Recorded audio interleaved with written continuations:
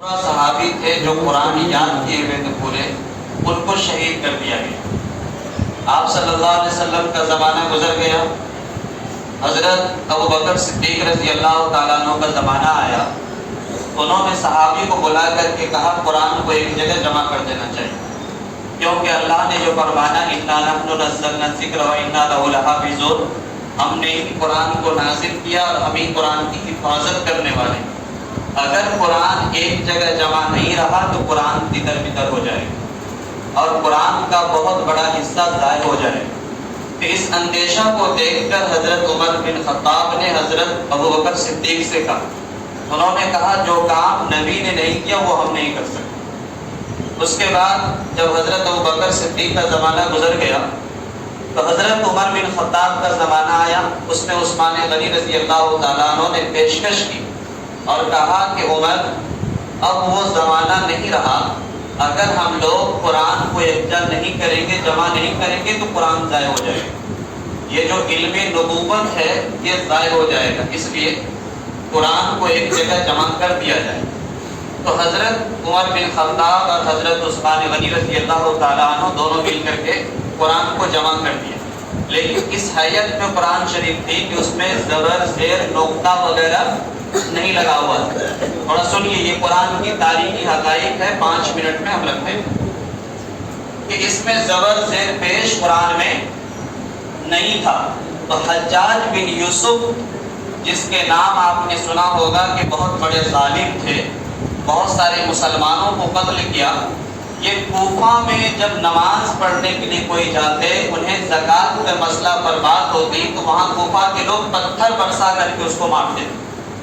تو حجاج بن یوسف نے کوفہ کے مسجد میں 3 دروازے تھا، ان تینوں دروازے کو بند کروا دیا اور مسجد میں جتنے لوگ تھے تمام لوگوں کو شہید کروا دیا، کیونکہ وہاں کی جو یہ بے حیائی اور شریعت کے خلاف بات کرنا نہیں سنتے تھے، نہیں سمجھتے تھے، ان کے خلاف حجاج بن یوسف نے یہ کارروائی کی تاکہ لوگ شریعت پر آ جائے اور زکوٰۃ کے خلاف بغاوت نہ کریں۔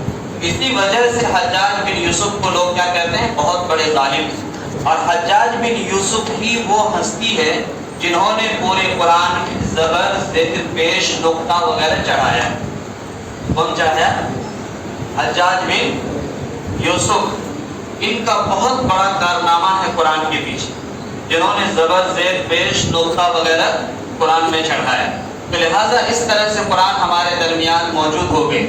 یہ وہ قرآن ہے کہ اگر اس کی ایک آیت بھی آپ صلی اللہ علیہ وسلم پر نازل ہوتی اور آپ اونٹنی پر سوار ہوتے تو آپ پسینے سے ڈوب جایا کرتے اور اونٹنی بیٹھ جاتی تھی۔ اِنَّا عَرَضْنَا الْأَمَانَةَ عَلَى السَّمَاوَاتِ وَالْأَرْضِ وَالْجِبَالِ، اللہ فرماتے اگر ہم اس قرآن کو پہاڑ پر نازل کر دیتے، آسمان پر نازل کر دیتے، زمین پر نازل کر دیتے تو یہ اس قرآن کے بوجھ کو یہ برداشت نہیں کر پاتے۔ لو انزلنا هذا القرآن على جبل لرأيته خاشعا متصدعا، اگر اس قرآن کو ہم پہاڑ پر نازل کر دیتے تو پہاڑ ریزہ ریزہ ہو جاتا، ٹوٹ ٹوٹ کر کے بکھر جاتا۔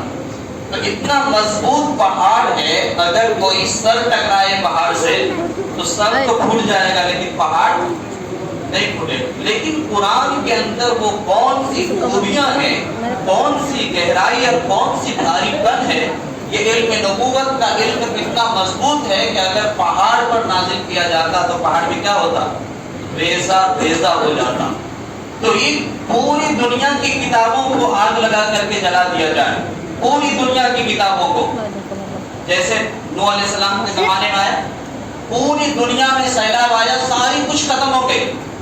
ایسے ہی اگر آج دیکھ رہے ہیں تقریباً 600 بڑی بڑی مساجد غزہ کے اندر تباہ ہو چکی اور اس میں جتنے قرآن تھے جلا دیے گئے، بے غربتی کی گئی مسجد کے ساتھ۔ ساری کتابوں کو، دنیا کی کتابوں کو جلا دیا جائے اور اگر کوئی کتاب اس دنیا میں باقی رہے گی تو وہ کتاب صرف اللہ کا کلام قرآن شریف ہے۔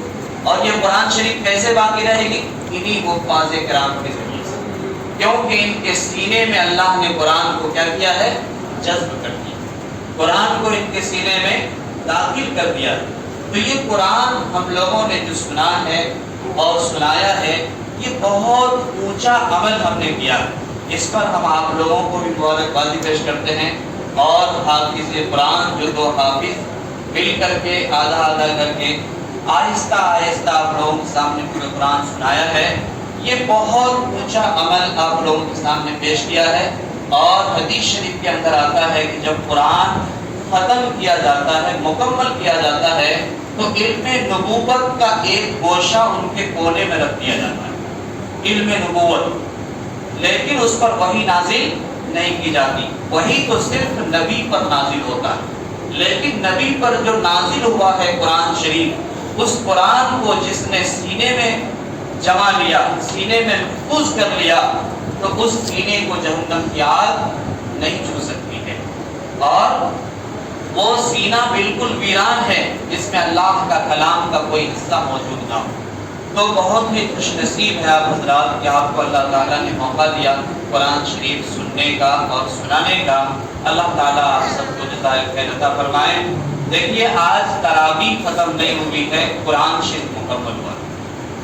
تراویح ختم نہیں ہوئی۔ جو اول رمضان سے آج تک تراویح پڑھے ہیں، یقیناً وہ مبارکبادی کے لائق خوش نصیب ہے۔ آپ کو معلوم ہے کہ دنیا میں تقریباً 1.25 لاکھ انبیاء کرام کو بھیجا گیا، اور جس نبی نے جو دعا کی اللہ اس کو قبول کر لیا۔ لا الہ الا انت سبحانک انی کنت من الظالمین فاستجبنا لہ۔ جب حضرت آدم علیہ السلام، حضرت یونس علیہ السلام نے مچھلی کے پیٹ میں پکارا اللہ کو، اور آدم علیہ السلام زمین پر آ کر اللہ کو پکارا، فاستجبنا لہ، ہم نے ان کی دعا کو قبول کر لیا۔ جب حضرت ایوب علیہ السلام کو بیماری میں ملوث کر دیا گیا، ان کے سارے کچھ ضائع کر دیے گئے اور بیماری میں پریشان تھے، انہوں نے کہا انی مسنی الضر وانت ارحم الراحمین، اے اللہ بیماری نے مجھے پکڑ لیا ہے اور تجھ سے بڑا رحم کرنے والا کوئی نہیں۔ اللہ نے فرمایا فاستجبنا لہ، میں تمہاری دعا کو قبول کرتا۔ آپ صلی اللہ علیہ وسلم نے دعا کی طائف کے میدان میں کہ میں اس قوم پر عذاب اور قہر بن کر کے نہیں آیا ہوں، میں رحمت للعالمین بن کر کے آیا ہوں، تو اللہ تعالیٰ نے اس دعا کو قبول کر لیا۔ ایسے ہی جس نبی نے بھی دعا کی، اللہ تعالیٰ نے ان کی دعا کو قبول کیا۔ میں اس لیے کہا اول رمضان سے آج تک جس نے رمضان کے روزے کی اور تراویح کی قدر کی، وہ قابل مبارکباد ہے۔ اس پر نبی نے آمین کہی ہے اور جبرائیل امین نے بددعا کی ہے کہ ہلاک ہو جائے، تباہ ہو جائے وہ شخص جس کے سامنے رمضان کا پاک پوتر مہینہ آئے اور اس کی وہ قدر کر کے اپنے آپ کو جنت کا مستحق نہ بنائے۔ یہ رمضان کا جو مہینہ ہے، یہ رحمت، مغفرت اور نجات کے نام۔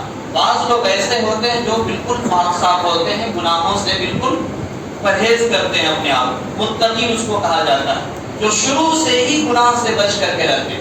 بعض لوگ وہ ہوتے ہیں جن سے چھوٹی چھوٹی گناہیں صادر ہو جاتی، اور بعض لوگ وہ ہوتے ہیں جو بہت بڑے بڑے گناہ کو بھر کر کے لاتے ہیں۔ اللہ تعالیٰ نے قرآن کے اندر فرمایا اگر تم گناہ کر کے قل یا عبادی الذین اسرفوا علی انفسہم لا تقنطوا من رحمت اللہ، اے میرے بندو اگر گناہ کر کر کے تم اپنے آپ کو بوجھ میں ڈال دو، یہاں تک کہ زمین آسمان کے برابر بھی تمہارا گناہ ہو جائے اور تم رب کے سامنے فریاد کر لو، تو اللہ تمہارے گناہ کو کیا کرے گا؟ مٹا دے گا، ختم کر دے گا۔ یہ مہینہ گناہوں کی بخشش چاہنے کا ہے، اور جو اس رات میں دعا کرے گا، یہ شب قدر کی بھی رات ہے، اللہ اس کی گناہوں کو کیا کرے گا؟ معاف کرے گا۔ تو بھائی ہمارے سامنے جو بات ہے وہ یہ ہے کہ جو دو حافظ نے قرآن شریف آپ کو سنایا ہے، ان کا بدلہ ہم لوگ چاہ کے بھی نہیں دے سکتے۔ ان کی محنت، دن رات ان کا قرآن شریف رٹنا، پڑھنا، یاد کرنا، چاہ کے بھی اس کا بدلہ ہم لوگ نہیں دے سکتے۔ جب اس کا بدلہ نہیں دے سکتے ہیں تو ایک ہمت افزائی کے لیے، حوصلہ کے لیے اور ان کو آگے بڑھانے کے لیے ہم لوگ کچھ ان کو اعزاز بخشنے کے لیے کیا کرتے ہیں؟ ہدیہ پیش کرتے ہیں، ادنا سا نذرانہ پیش کرتے ہیں۔ تو یہ نذرانہ ہمارے لیے وہ ہے کہ اللہ تعالیٰ قیامت کے دن حافظ قرآن سے کہیں گے پڑھتا جا اور جنت کے درجوں پر چڑھتا جا، اور حافظ قرآن سے کہیں گے 10 ایسے آدمی کو جنت میں لے کے جاؤ جن کا جہنم میں جانے کا اعلان ہو چکا ہے۔ یہ اللہ کی طرف سے اعزاز ہے، بخشش ہے حافظ قرآن کے لیے۔ تو جب اللہ تعالیٰ خود اعزاز بخش رہے ہیں حافظ قرآن کو اور اتنی بڑی فضیلت اللہ نے حافظ قرآن کو دیا ہے تو اس کی قدر کرنا ہمارے لیے بھی کیا ہے؟ ضروری، ہمارے لیے بھی ضروری۔ جب حافظ قرآن یا کوئی بھی عامل قرآن پڑھتا ہے تو اللہ کا فرشتہ آسمان پر سے نیچے اتر جاتا ہے اور وہ فرشتہ اس کو گھیر لیتا ہے، اتنا قریب ہوتا ہے، اتنا قریب آتا ہے۔ حدیث